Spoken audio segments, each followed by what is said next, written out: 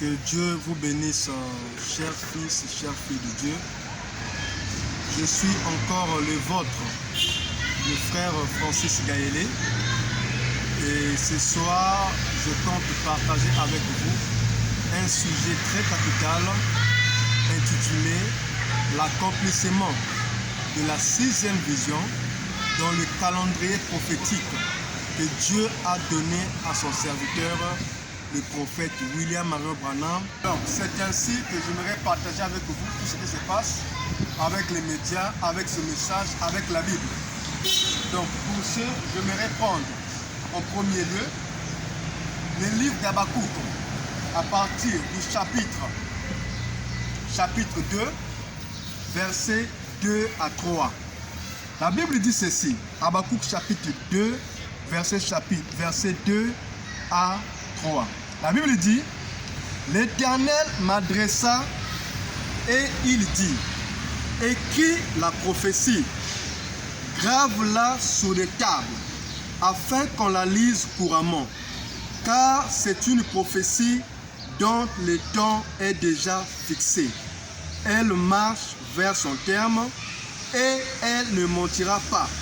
Si elle tarde, attends-la, car elle s'accomplira certainement. Je pouvais également ajouter le livre de 2 Pierre, chapitre 3, à partir du verset 7. 2 Pierre, chapitre 3. Nous allons rapidement prendre le livre de 2 Pierre. 2 Pierre, chapitre 3. La Bible dit ceci. À partir du verset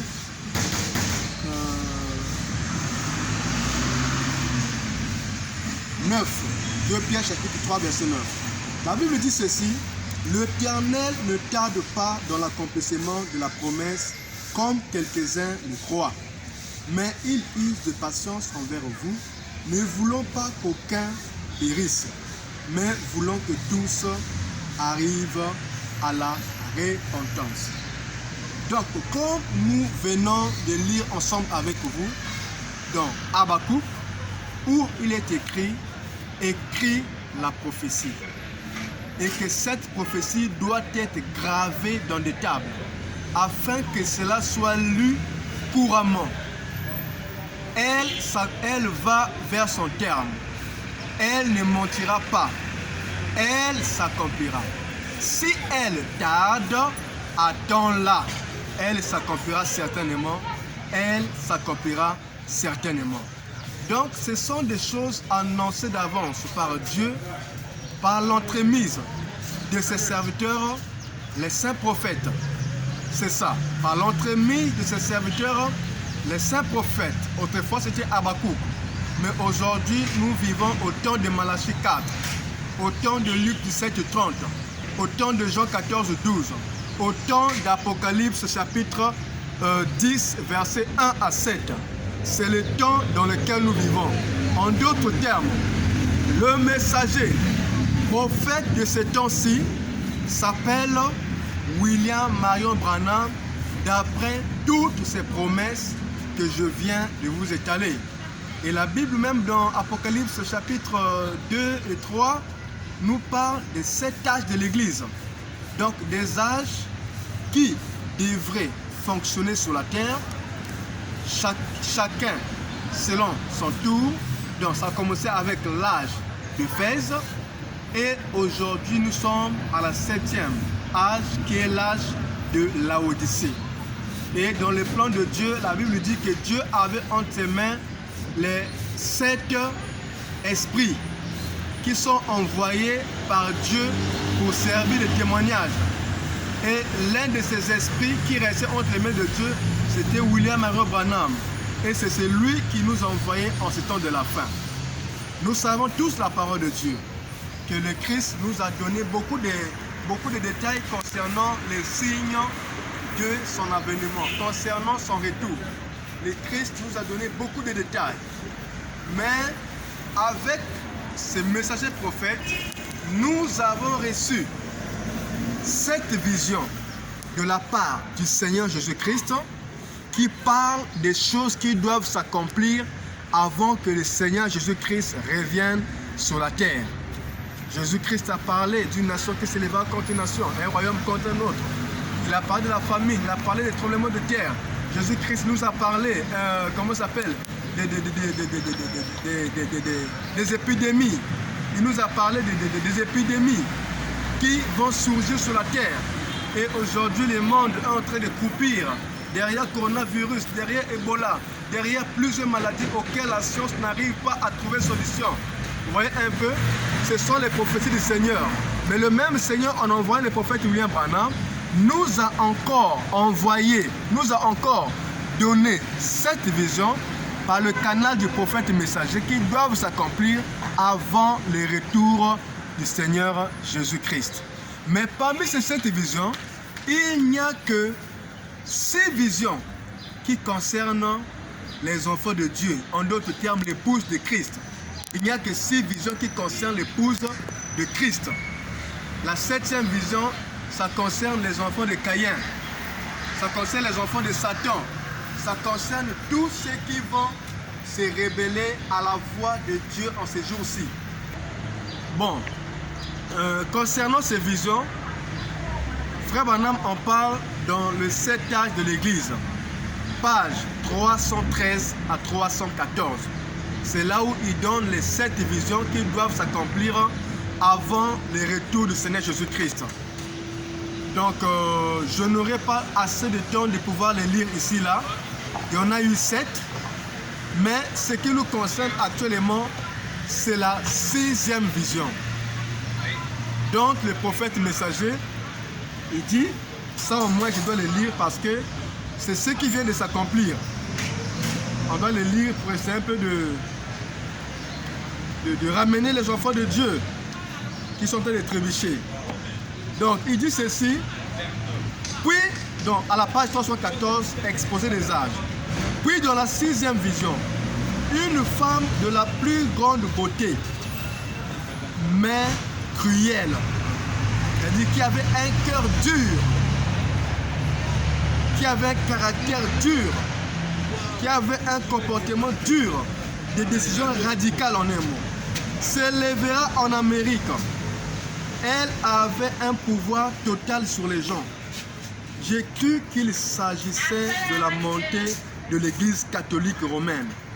Mais je savais que c'était peut-être la vision d'une femme qui allait prendre un grand pouvoir en Amérique grâce au droit de vote des femmes. Dans la 7e et dernière vision, j'ai entendu une explosion, une effrayante explosion, une effroyable explosion. En me retournant pour regarder, je vis plus que décombres, cratères et fumée sur tout le territoire américain. Donc ici, nous venons de lire cette 6e vision et la 7e vision. La 7e vision, comme vient le dire le prophète messager, il dit que c'était un décombre, c'était une destruction massive des États-Unis. Donc il voyait seulement la fumée en train de monter. Donc il disait que la 7e vision, elle n'est pas encore accomplie. Ça concerne notre temps, mais pour l'instant, ce qui nous concerne, c'était la 6e vision. Et cette vision nous parle d'une femme qui aura un grand pouvoir aux États-Unis. Le prophète messager a dit que ça sera une femme très belle. Il dit qu'elle aura un caractère cruel. Elle aura un comportement dur. Et elle conduira les États-Unis dans la pollution. Elle conduira les États-Unis dans la destruction. Elle conduira les États-Unis dans le chaos. Donc, pour encore éclairer cette vision, j'aimerais ajouter une petite citation du prophète qui dit ceci dans ce message. Dans le message, dès ce moment, c'est le prophète qui parle, prêché le 16 juillet 1960. Paragraphe 92. Il dit, et ainsi ceci, je n'aurai pas le temps de vous les raconter dans cette réunion. En 1933, ça, c'est un pays de la femme. Son nombre est 13. Il apparaît au chapitre 13 de l'Apocalypse. 13 étoiles, 13 rayures, 13. Tout est 13. Tout, c'est la femme. Et souvenez-vous, ainsi dit le Seigneur, une femme va diriger avant le temps de la fin. Elle sera soit présidente, soit vice-présidente, soit ce sera l'Église catholique en tant que femme. J'ai vu cela, une grande femme. La nation s'inclinait devant elle. Il y en aura une avant le temps de la fin. Ainsi dit le Seigneur.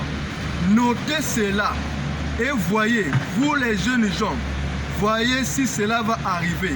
Si ce n'est pas le cas, je suis un faux prophète. Vous voyez un peu ce que le messager de cet âge vient de nous dire. Donc là, c'est la prophétie qu'il a reçue de la part du Seigneur Jésus-Christ qui nous a relaté, qui parle d'une femme qui prendra le pouvoir aux États-Unis. Elle aura un grand pouvoir. Elle aura un cœur cruel. Elle conduira la nation des États-Unis tout entière dans la pollution. Elle conduira le monde dans une destruction. Et en ces jours où nous vivons, c'est depuis le samedi 7, 11e mois 2020 qu'une femme a été élue en tant que vice-présidente aux États-Unis. Et ceci nous montre de manière claire que ce que Dieu avait promis par l'entremise de son serviteur, le prophète William Branham, vient de s'accomplir sous nos yeux. C'est pour montrer. Et le prophète a dit, dans ce message qu'il vient de lire, dès ce moment, paragraphe 92, prêché le 16, 7, 1960, il dit que, voyez, notez ceci, vous les jeunes gens, si ce que j'ai dit de la part du Seigneur ne s'accomplit pas, je suis un faux prophète. Et comme cette prophétie s'est accomplie sous nos yeux, nous comprenons par là que William Branham est un véritable prophète et authentique envoyé par Dieu pour l'âge des nations. Et cette prophétie, une fois accomplie, cela nous prouve qu'il ne nous reste plus assez de temps. Il nous reste peu de temps dans cette planète Terre. Parce que l'âge dans lequel nous vivons est un âge court. D'après le messager prophète lui-même, il nous a dit que l'âge le plus court parmi les 7 âges de l'Église, d'Éphèse jusqu'à Philadelphie, c'était l'âge d'Éphèse. Mais dans tous les âges, l'âge d'Éphèse a duré 120 ans. C'était l'âge le plus court parmi les 6 premiers âges.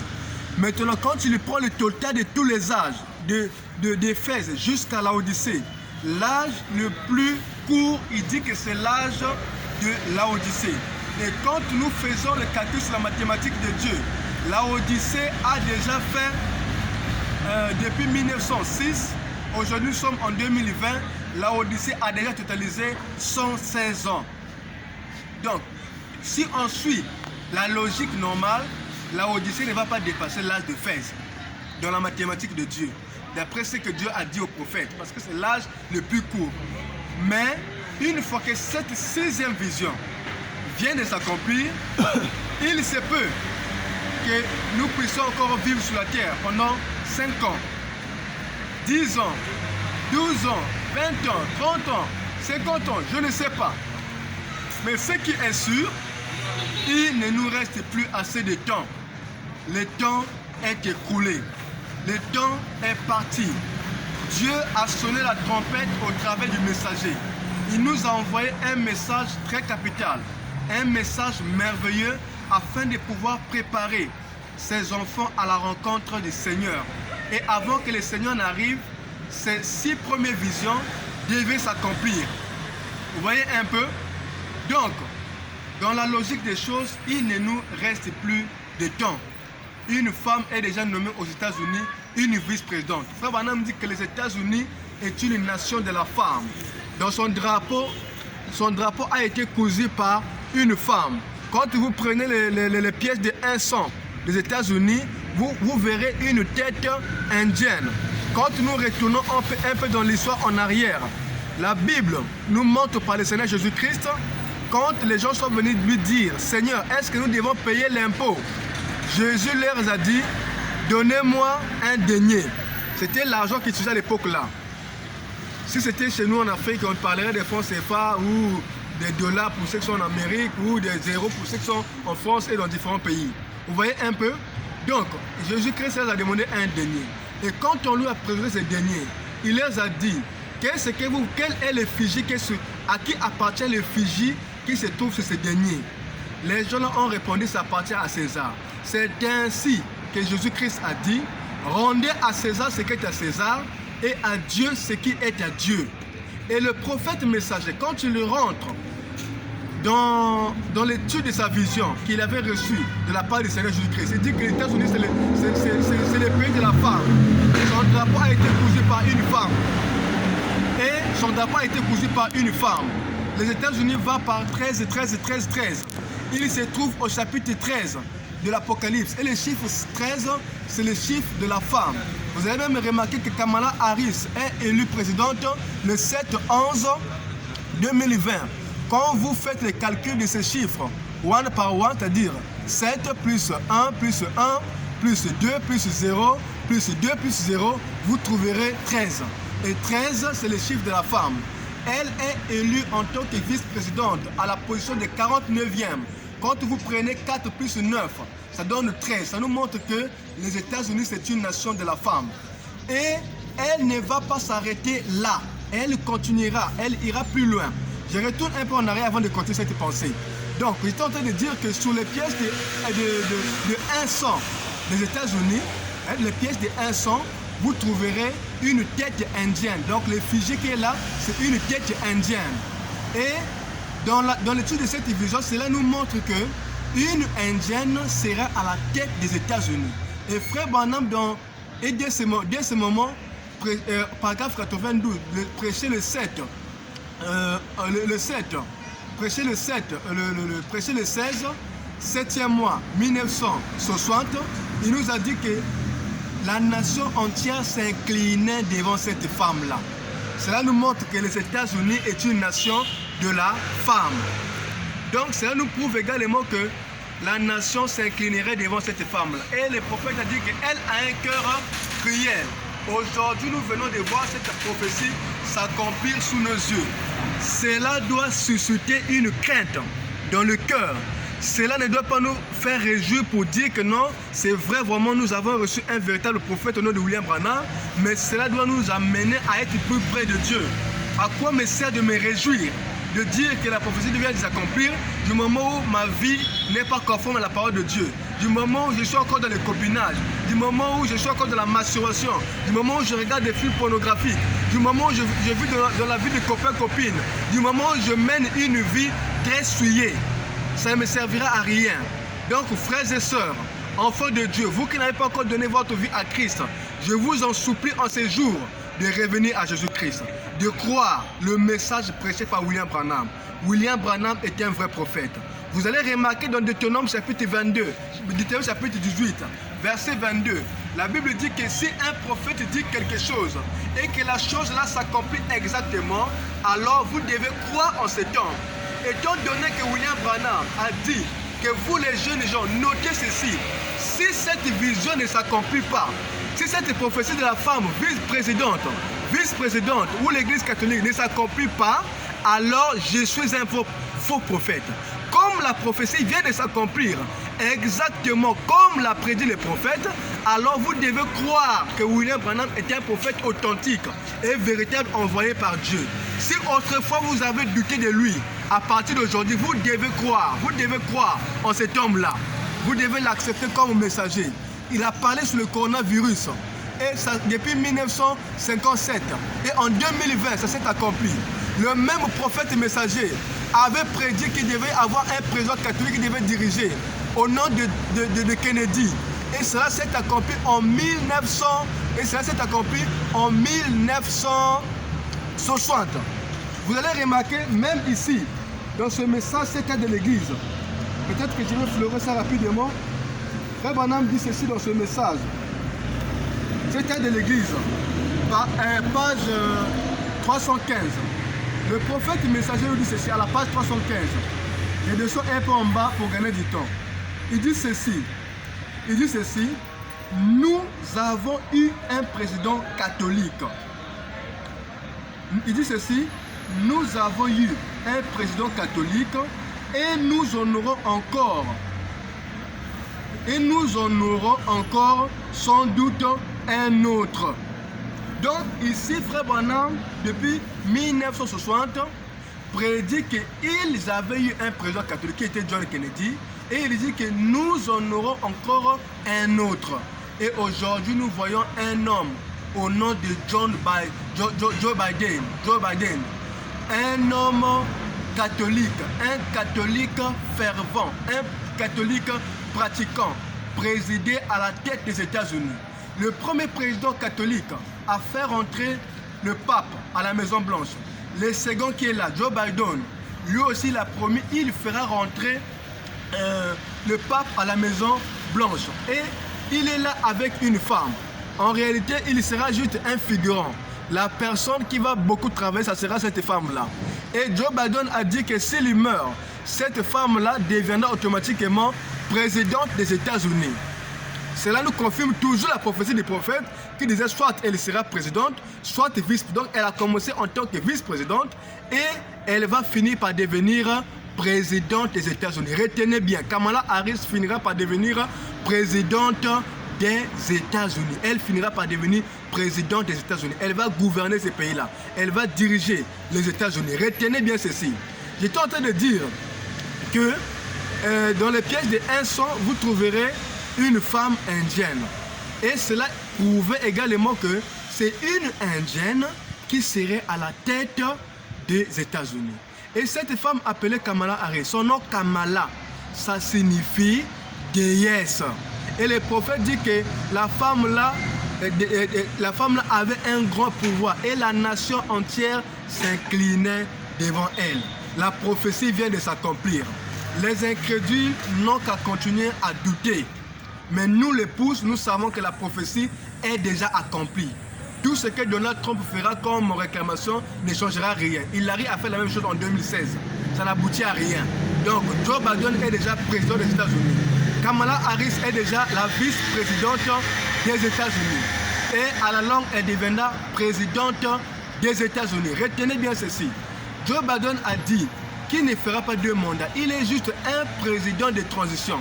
Cela nous montre en un mot, il a été utilisé comme un instrument pour conduire cette femme-là à présider à la tête des États-Unis afin d'accomplir la prophétie qu'elle avait donnée à son prophète William Marion Branham. Frères et sœurs, il ne nous reste plus de temps. Arrêtez les sottises. Sortez de la mondanité.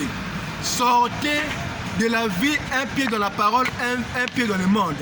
Sortez avec toutes les bêtises du monde. Faites sortir le diable de votre cœur. Répentez-vous de tous vos péchés. Revenez à Jésus-Christ, lui qui donne le salut à qui désire être sauvé.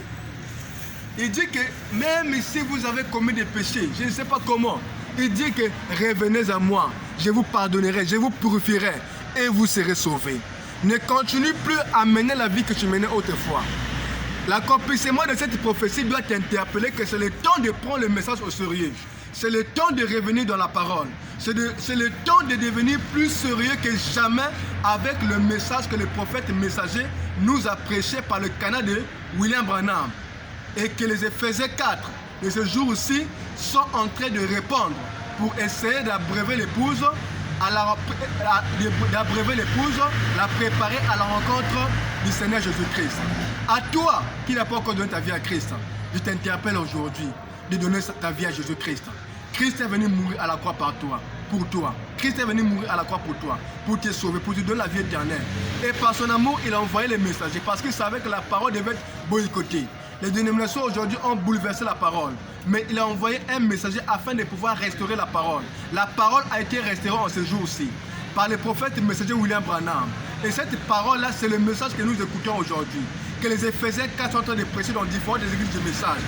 Peu importe la localité dans laquelle tu te trouves, Que tu sois, je ne sais pas, en France, en Inde, peu importe le pays, au Congo, en Afrique, en Asie, en Océanie, je ne sais pas dans quel pays tu te trouves, dans quelle ville tu te trouves. Cherche une église où on prêche le message qui a été annoncé par le prophète William Marion Branham. Et va écouter la parole là-bas. Ton âme sera sauvée. Tu recevras le salut. La Bible dit, sentinelle, qu'en est-il de la nuit? Sentinelle, qu'en est-il de la nuit? Je suis venu juste vous interpeller. Je suis venu juste vous conscientiser. Je suis venu juste vous ramener à l'ordre. Je suis venu juste pour vous ramener plus près à Christ. Donnez vos vies à Christ. Donnez vos vies à Christ et soyez sauvés dès ce jour. Acceptez le message de William Branham. Ce message, c'est le sang de Christ pour ce jour-ci. Si vous le recevez, il purifiera tous vos péchés. Il vous donnera la vie éternelle. Il vous sauvera. Je vous en supplie encore, bien-aimés. Donnez vos vies à Christ. Revenez à Jésus-Christ. Et lui, il vous sauvera. Prenez le message au sérieux. L'accomplissement de cette prophétie, c'est un avertissement pour vous pousser que vous devez mettre votre vie en règle avec Dieu. Pour terminer, je vais lire le livre d'Apocalypse, chapitre 22. Apocalypse, chapitre 22. La Bible dit ceci. La Bible dit ceci. Apocalypse, chapitre 22, verset 10. Il dit ceci. Et il me dit, ne scelle point les paroles de la prophétie de ce livre, car le temps est proche. Verset 11. Que celui qui est injuste soit encore injuste. Que celui qui est souillé s'essuie encore. Et que les justes pratiquent encore la justice. Et que celui qui est saint se sanctifie encore. Voici, je viens bientôt et ma rétribution est avec moi pour rendre à chacun selon ce qu'est son œuvre. Donc, il a dit que celui qui se suit encore. Toi qui mènes une vie souillée, continue à mener la vie souillée. Toi qui mènes une vie sanctifiée, continue à mener une vie sanctifiée. Shalom, que Dieu vous bénisse richement.